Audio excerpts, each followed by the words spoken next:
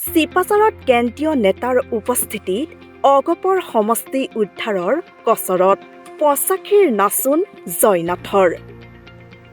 চিপাঝাৰত অগপই পঞ্চায়ত নিৰ্বাচনক লৈ তৎপৰতা চলোৱাৰ সমান্তৰালভাৱে ২৬ৰ বিধানসভা নিৰ্বাচনক লৈ অগপই কঁকালত যেন টঙালি বান্ধি উঠি পৰি লাগিছে।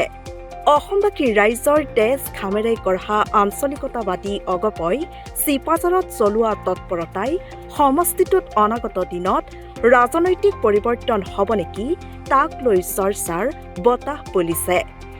এসময়ত আঞ্চলিকতাবাদী অগপৰ হাতীৰ অবাধ বিচৰণস্থলী চিপাঝাৰত যেন পুনৰ অগপই প্ৰাণ পাই উঠিছে। কেণ্ডিডেট নাই, এজিপিৰ কেণ্ডিডেট নাই, তাত জিকা সম্ভাৱনা থকা এটা সমষ্টি মিত্ৰ দলৰ পৰা অসম গণ পৰিষদ দলক দিব লাগে বুলি এইটো এটা আমাৰ মূল দাবী আৰু এই দাবী চলি থাকিব। আমাক এটা চিট লাগে আৰু যিকোনো চিট দিলে নহ'ব, আমি জিকিব পৰা সম্ভাৱনা থকা চিট লাগে। চাওক কথাটো, তৃণমূল ভোটাৰসকল আজিৰ দিনটোত আপোনালোকে নিজেই গম পাইছে, নিজে স্বচক্ষুই দেখিছে, অসম গণ পৰিষদৰ প্ৰতি তেওঁলোকৰ মৰম আছে আৰু সেইকাৰণে আমি ৩০০ মানুহ মাতোতে আজি ৫০০তকৈ অধিক মানুহ ইতিমধ্যে ইয়াত আহি উপস্থিত হৈছে। কিয়? ইয়াৰ মূল কাৰণটো হৈছে অসম গণ পৰিষদ দলৰ ভেটি চিপাঝাৰ সমষ্টিত এতিয়াও আছে আৰু আমি ইয়াৰ পিছতেই মহিলা পৰিষদ, যুৱ পৰিষদ, কৃষক পৰিষদ আৰু ছাত্ৰ পৰিষদ পৰ্যায়ক্ৰমে ইয়াত গঠন কৰিবৰ কাৰণে আমি সিদ্ধান্ত লৈছোঁ। প্ৰাক্তন অগপ মন্ত্ৰী ডক্টৰ জয়নাথ শৰ্মাৰ নেতৃত্বত অগপৰ হাতী ৰাইজৰ মাজলৈ যোৱাৰ কচৰতে সকলোৰে দৃষ্টি আকৰ্ষণ কৰিছে। উল্লেখ্য যে ২২ ডিচেম্বৰত সমষ্টিটোৰ ডিপিলাত অনুষ্ঠিত অগপৰ এক বিৰাট কৰ্মশালা অনুষ্ঠিত হয়। চিপাঝাৰ সমষ্টি কমিটিৰ সভাপতি দুলাল ডেকাৰ সভাপতিত্বত অনুষ্ঠিত সভাত উপস্থিত থাকি অগপ নেতা অপূৰ্ব কুমাৰ ভট্টাচাৰ্যই আঞ্চলিক শক্তি অবিহনে কোনেও চৰকাৰ গঠন কৰিব নোৱাৰে বুলি তাৎপৰ্যপূৰ্ণ মন্তব্য আগবঢ়াই ৰাইজৰ মৰমৰ দলটোক সকলোৱে আদৰি লোৱাৰ আশা প্ৰকাশ কৰে। সকলোকে উৎসাহিত কৰিবৰ কাৰণে আমাৰ দলৰ সন্মানীয় সভাপতি অতুল বৰা ডাঙৰীয়াই ২০২৪ বৰ্ষৰ ১ জানুৱাৰীত এখন সংবাদমেল সম্বোধন কৰি তেখেতে উল্লেখ কৰিছিল যে আগন্তুক দিনবোৰ অৰ্থাৎ ২০২৪ বৰ্ষটো অসম গণ পৰিষদ দলৰ বাবে সাংগঠনিক শক্তি বৃদ্ধিৰ বছৰ হ'ব। সেই মৰ্মে দলৰ সভাপতি ডাঙৰীয়া, কাৰ্যকৰী সভাপতি মাননীয় কেশৱ মহন্ত ডাঙৰীয়াৰ নেতৃত্বত দলে পুনৰ সমষ্টিভিত্তিক সাংগঠনিক সভা কৰিছে, লোকসভা ভিত্তিত দলীয় সভা অনুষ্ঠিত কৰিছে।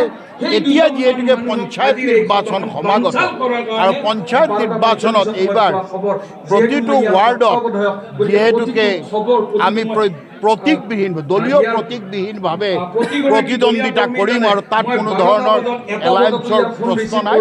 অৱশ্যে মিত্ৰতাৰ সকলো ধৰ্ম ৰক্ষা কৰিয়েই আমি মিত্ৰ শক্তিৰ এটা অংশীদাৰ দল হিচাপে আগন্তুক পঞ্চায়ত নিৰ্বাচনত আমি প্ৰতিদ্বন্দ্বিতা কৰিম। অগপৰ অন্যতম সাধাৰণ সম্পাদক মণিমাধৱ মহন্তই কয় যে সূৰ্যৰ পোহৰ যেনেকৈ ঢাকি ৰাখিব নোৱাৰি, তেনেদৰে অসম গণ পৰিষদো ৰাইজৰ মাজত থাকিব বুলি উল্লেখ কৰি অনাগত দিনত দৰঙৰ যিকেইটা সমষ্টি আছে তাৰ এটা গুৰুত্বপূৰ্ণ সমষ্টি অগপই লাভ কৰিব বুলি সাংবাদিকৰ আগত মন্তব্য কৰে। এসময়ত অসম বিধানসভাৰ মজিয়াত দপদপাই থকা হাতী মাৰ্কা জয়নাথ শৰ্মাৰ ভাষণত পঁচাখীৰ ৰাজনৈতিক নাচোন যেন নেতাগৰাকীৰ গাত দৃশ্যমান হোৱাত দলীয় কৰ্মীসকল উৎসাহিত হৈ পৰিছে। ইয়াৰ উপৰিও সাংসদ বীৰেন্দ্ৰ প্ৰসাদ বৈশ্য, মহিলা পৰিষদৰ সভানেত্ৰী পূৰবী তালুকদাৰকেই ধৰি ভালেকেইগৰাকী নেতাই অগপৰ স্থিতিক লৈ বক্তব্য আগবঢ়ায়। ৰাজনৈতিক কৰ্মশালা চলি আছে। আজি অসমৰ জাতীয়তাবাদৰ, অসমৰ আঞ্চলিকতাবাদৰ অন্যতম পৃষ্ঠভূমি এই চিপাঝাৰত, আমাৰ চিপাঝাৰ বিধানসভা সমষ্টিৰ উদ্যোগত তথা জয়নাথ শৰ্মা ডাঙৰীয়াৰ নেতৃত্বত আজি আমাৰ ইয়াত এই ৰাজনৈতিক কৰ্মশালা অনুষ্ঠিত হৈছে। আমাৰ কৰ্মকৰ্তাসকলক আমি গাঁৱে ভূঞে প্ৰতিটো বুথত প্ৰতিটো পঞ্চায়তত সক্ৰিয় কৰি তুলিব বিচাৰিছোঁ, কাৰণ এসময়ত ইয়াৰ পৰা সমগ্ৰ অসমৰ জাতীয়তাবাদৰ এটা শক্তিশালী বাৰ্তা গৈছিল। সেই বাৰ্তাটো আমি পুনৰ চিপাঝাৰলৈ উভতাই আনিব বিচাৰিছোঁ। আৰু চিপাঝাৰত ইতিমধ্যে দলটোৰ সাংগঠনিক ভেটি নিৰ্মাণৰ প্ৰায় সম্পূৰ্ণ হৈছে। আমাৰ ইয়াত পৰ্যবেক্ষক হিচাপে অৰ্ণৱ ভৰালীয়ে দিনে নিশাই কাম কৰি আছে। আমি ৰাইজৰ মাজত জাতীয়তাবাদ সদায় আছিল আৰু সদায় থাকিব। সূৰ্যৰ পোহৰক কেতিয়াও ঢাকি ৰাখিব নোৱাৰে, সি আন্ধাৰ ফালি নিশ্চয় ওলাই আহিব। আৰু ঠিক তেনেকৈ আমি চিপাঝাৰত অসম গণ পৰিষদৰ সেই সূৰ্যময় পোহৰক অনাগত দিনত ৰাইজক নেতৃত্ব দিবৰ কাৰণে আমি ইয়াত গোটেই পদক্ষেপ হাতত লৈছোঁ। অনাগত দিনত দৰং জিলাখনত আমাৰ যিকেইটা সমষ্টি আছে, আমি মিত্ৰজোঁটৰ পৰা আশা কৰিম যাতে এই দৰং জিলাৰ এটা অন্যতম গুৰুত্বপূৰ্ণ সমষ্টি আমাৰ অসম গণ পৰিষদক দিয়া হ'ব। সেইটো আমি মিত্ৰজোঁটৰ ভাৰতীয় জনতা পাৰ্টী আৰু অসম গণ পৰিষদৰ দুই দলে অনুৰোধ ৰাখিম। আৰু আমাৰ আগন্তুক পঞ্চায়তৰ নিৰ্বাচনৰ বাবেও আমি দলটো সাজু কৰি তুলিছোঁ, যাতে পঞ্চায়ত নিৰ্বাচনতো আমাৰ যিখিনি দলীয় ভিত্তিত প্ৰতিযোগিতা হ'ব, তাত যাতে আমি ভাল ফলাফল দেখুৱাব পাৰোঁ, তাৰ কাৰণে আমাৰ প্ৰচেষ্টা অব্যাহত আছে। আৰু এইটো কথা ঠিক যে আমাৰ গণ পৰিষদৰ এক নিজস্ব ভেটি আছে, ঐতিহ্য আছে। আমাৰ ধৰ্ম নিৰপেক্ষ নীতিৰে অসমত বসবাস কৰা সকলো জাতি জনগোষ্ঠীক আমি আগবঢ়াই লৈ যাব বিচাৰিছোঁ।